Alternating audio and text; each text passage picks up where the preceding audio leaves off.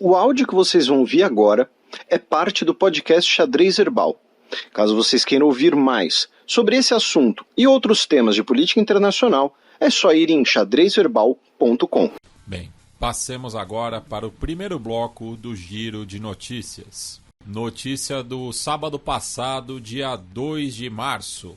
Trabalhistas mantêm assento em eleição distrital na Austrália. Nós tivemos eleição no distrito de Dunkley, né, que fica no estado de Vitória. Tá? No ano passado, em dezembro, a então parlamentar trabalhista Peta Murphy, ela faleceu.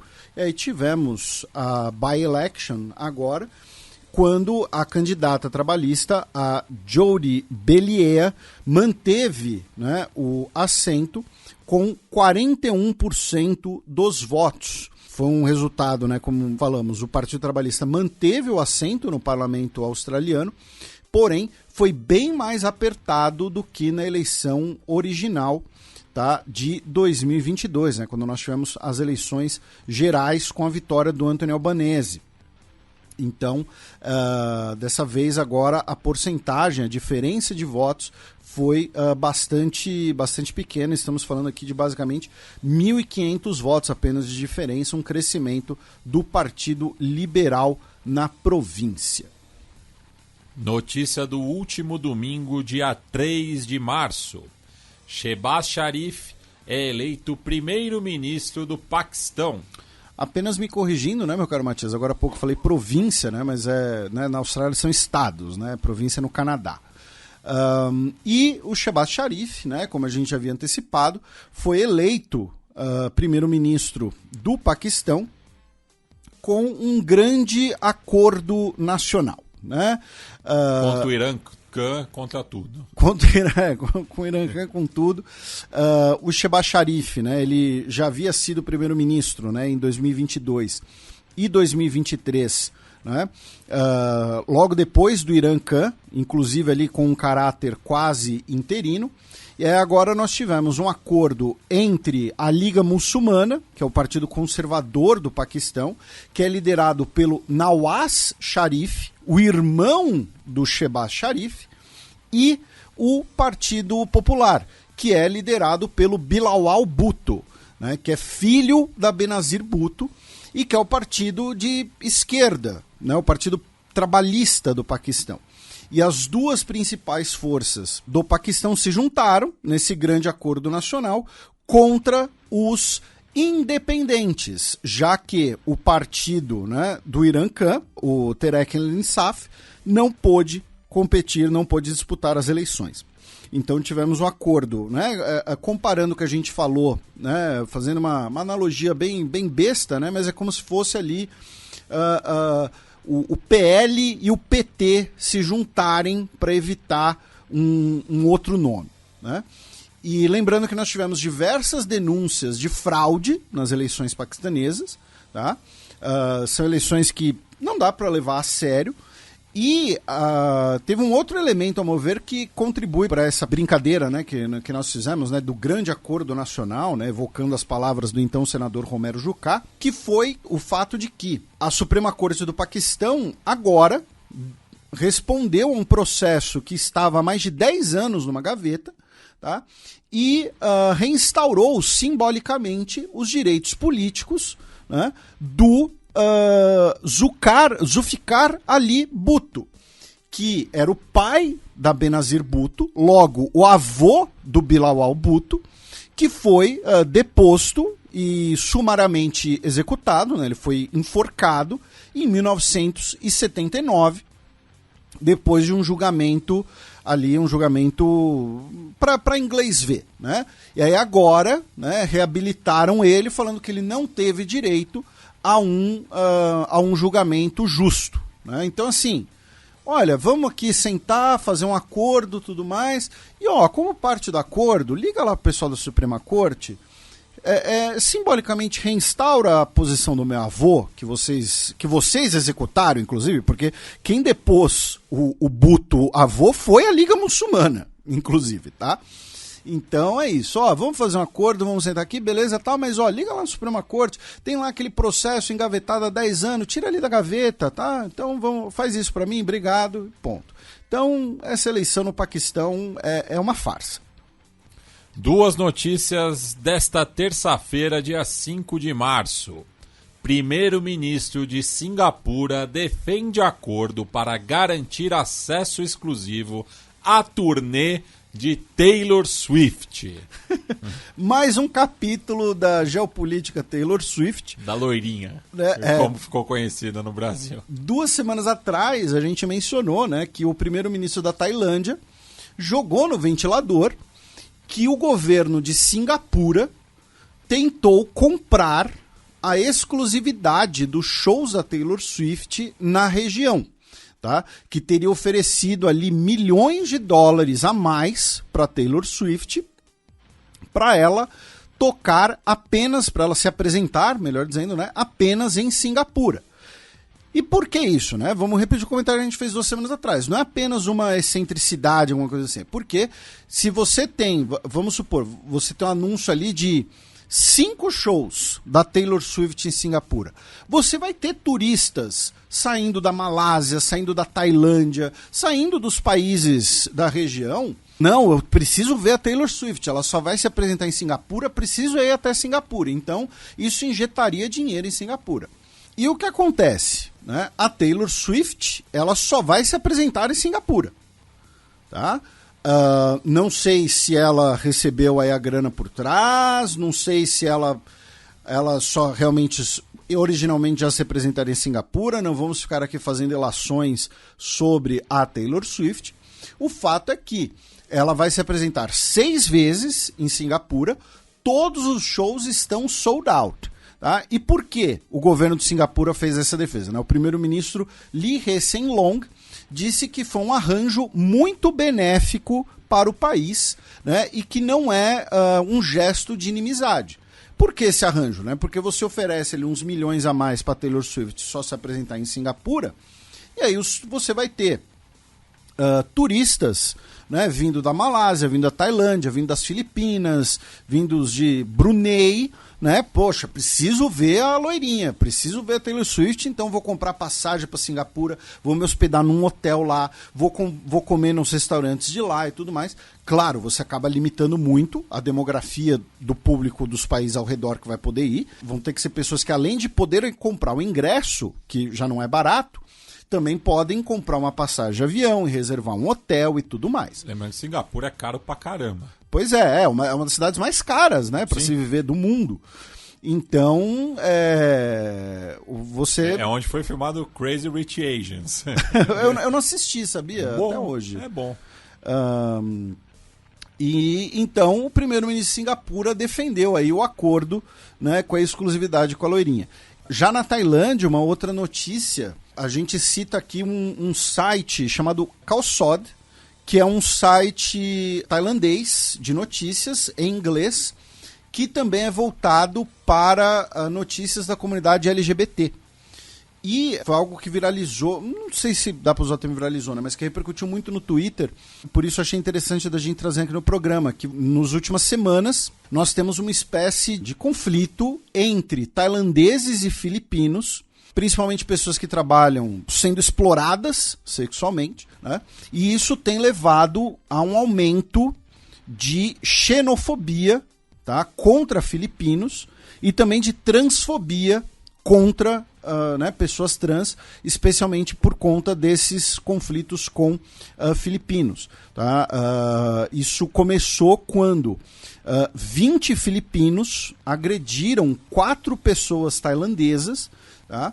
E essas 4 pessoas tailandesas se organizaram em um grupo para uma revanche, e a situação tem esquentado, especialmente na capital da Tailândia, Bangkok.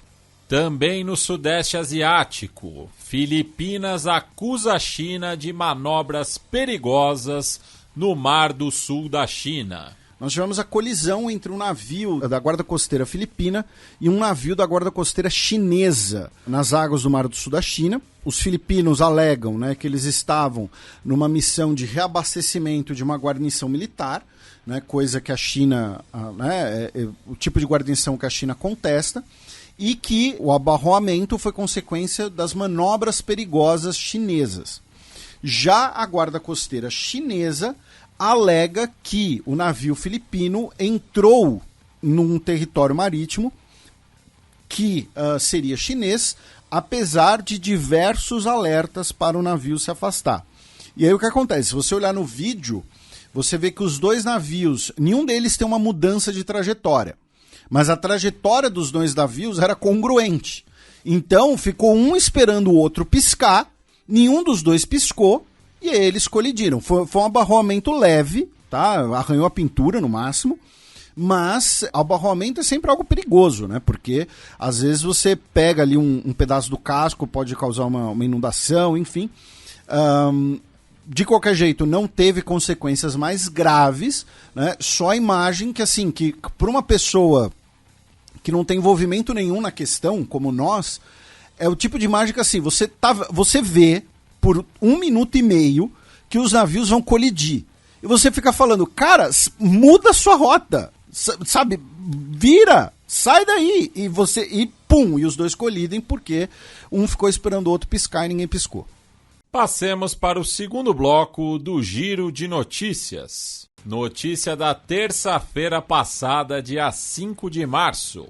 China retira a referência de reunificação pacífica a Taiwan em documento.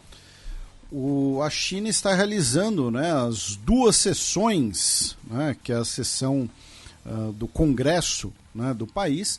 E aí você tem, né, o relatório anual do Premier, e aí você tem o relatório que talvez foi o que mais gerou notícias, manchetes, né, que é o relatório com a meta econômica, né, do crescimento do PIB. E você também tem o relatório, né, o orçamento, melhor dizendo, e a China anunciou um aumento de 7,2% nos seus gastos em defesa, né? Lembrando que se você pegar o orçamento de defesa chinês no início do Xi Jinping e hoje, ele mais que dobrou.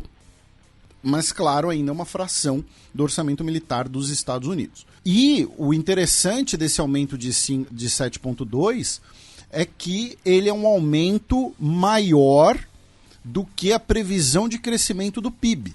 Então é um aumento não apenas, é um aumento sob qualquer prisma, né? E como parte, né, da discussão orçamentária, o texto do governo chinês, né, a partir da sua política, né, do Comitê Central Militar, tirou a explicidade do termo pacífica. Mantém a questão de reunificação, tá, e tirou o termo pacífica, porque até ano passado, e o próprio Xi Jinping sempre frisava isso, né, os documentos chineses frisavam a reunificação pacífica com Taiwan.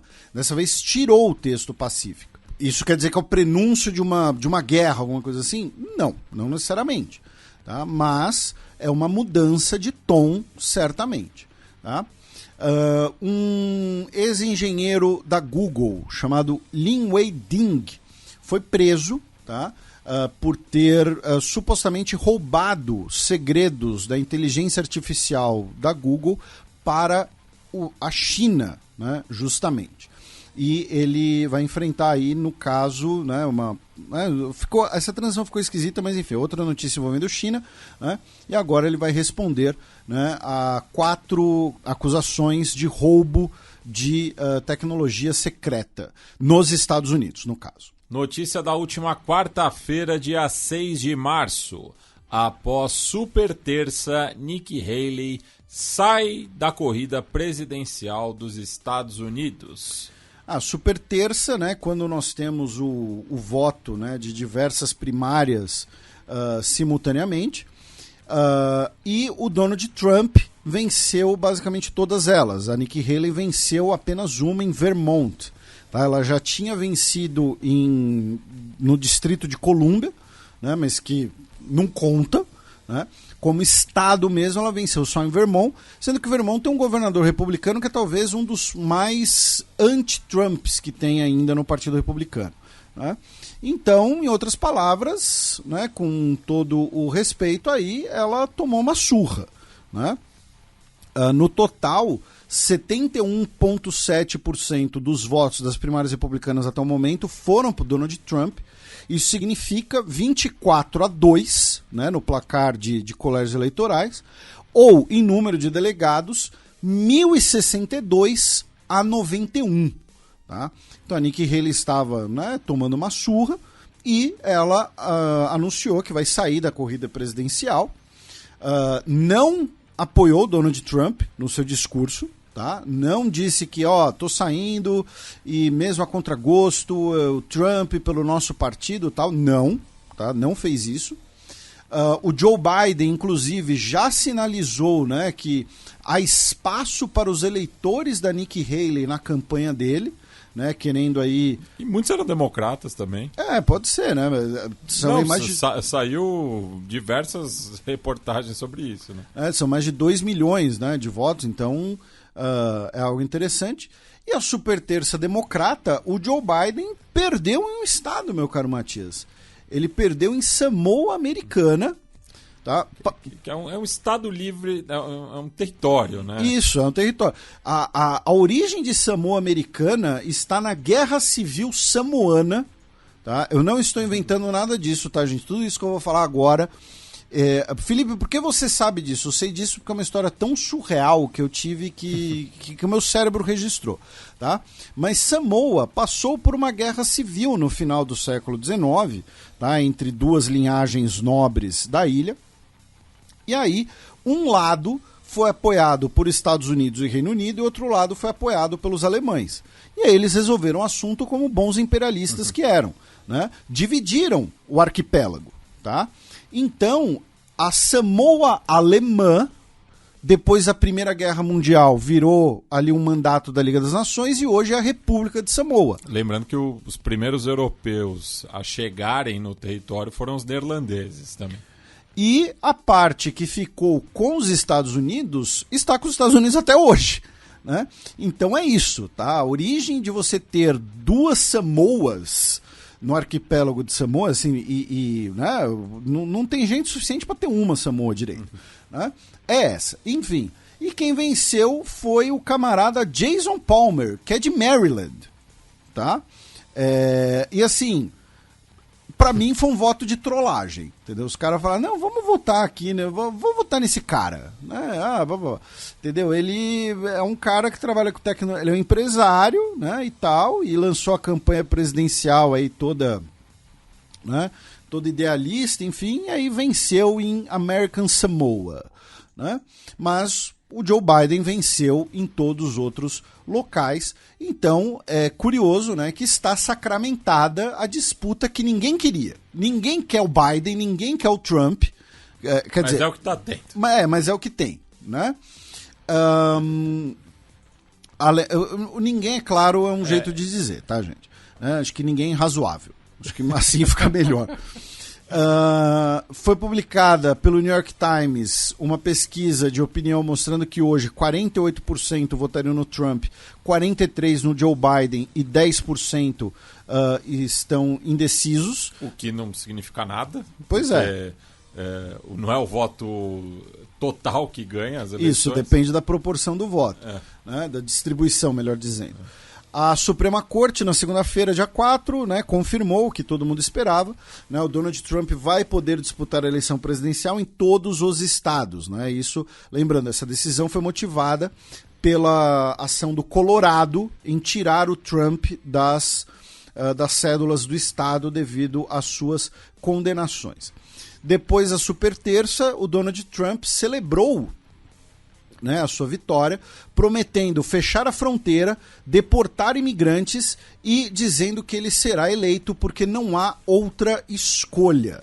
Né? E aproveitando o assunto imigrantes, né, recomendar a leitura das reportagens da nossa Maiara Paixão na Folha de São Paulo, ela que fez uma série de reportagens no Estreito de Darién, né, na província de Darién, né, que é ali a floresta entre Panamá e Colômbia, né, onde muitos imigrantes, inclusive, morrem, né, tentando fazer esse trajeto. Uma das regiões mais inóspitas, não só da nossa quebrada latino-americana, mas do planeta.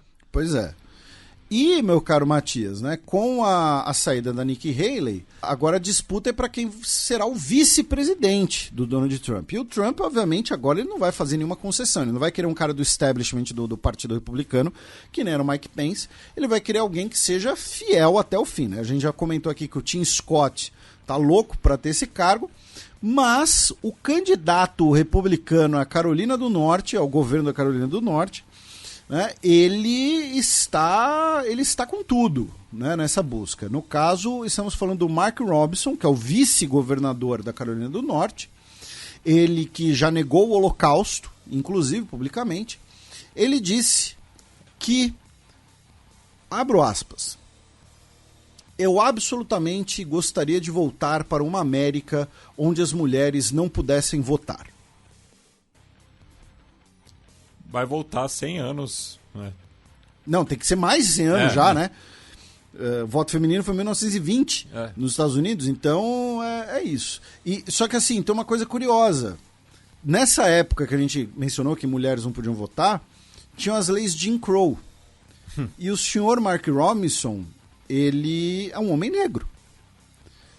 Então, assim... algumas pessoas falariam... Da Carolina do Norte. Pois é, algumas pessoas falariam em interseccionalidade agora. Né? Mas então é isso. Esse é o naipe do candidato republicano a governo da Carolina do Norte e que está puxando o saco do Trump para eventualmente ser vice-presidente. Duas notícias de ontem, quinta-feira, dia 7 de março. Narendra Modi visita Caxemira pela primeira vez desde 2019. 2019, quando teve, né, o fim do status especial da Caxemira, né, quando retiraram, né, revogaram a autonomia da região, e a primeira visita do Modi em quase 5 anos. Né? O que um ano eleitoral não faz? Né? E ele disse que no seu novo governo, Jammu e Caxemira, né, lembrando que os indianos usam essa terminologia, Jammu e Caxemira terão uma era de desenvolvimento e prosperidade como estamos esperando há décadas. Tá? Também na Índia, as autoridades indianas anunciaram nesta terça-feira, dia 5, que prenderam todos os 5 suspeitos de terem cometido um estupro de uma turista brasileira, né, na última sexta-feira, dia 1º, um caso que repercutiu bastante, né, na imprensa brasileira. Para quem quiser detalhes, enfim, tem matérias disponíveis e tudo mais. E ela também vai receber uma indenização de 1 milhão de rúpias do estado, né, onde ocorreu o crime, o que dá mais ou menos 60 mil reais. Países do Sahel anunciam aliança militar contra jihadismo. Níger, Mali e Burkina Faso, né, os 3 países do Sahel que tiveram golpes militares nos últimos anos, né, anunciaram essa aliança militar e uma força conjunta, tá, para lutarem contra os jihadistas. Os 3 ministros da defesa dos 3 países se encontraram em Niamey, a capital do Níger, e ocorreu esse anúncio desse esforço conjunto, né, contra os jihadistas. E também no Sahel, só que no caso no Senegal, foram confirmadas que as eleições serão agora no dia 24 de março. Tá? Ou seja, mal vai dar tempo de ter campanha, enfim, alguma coisa assim. Já que originalmente a ideia... Né, lembrando, o voto originalmente deveria ter sido em fevereiro. E aí o Macky Sall adiou as eleições, o que gerou uma série de protestos, a repressão contra os protestos deixou vítimas fatais. Aí ele anunciou eleições para o fim de abril, porém o mandato dele acaba no dia 2 de abril. Então as eleições têm que ser antes do fim do mandato dele. Então as eleições serão daqui a 16 dias. Tá? Dia 24 de março serão as eleições presidenciais no Senegal.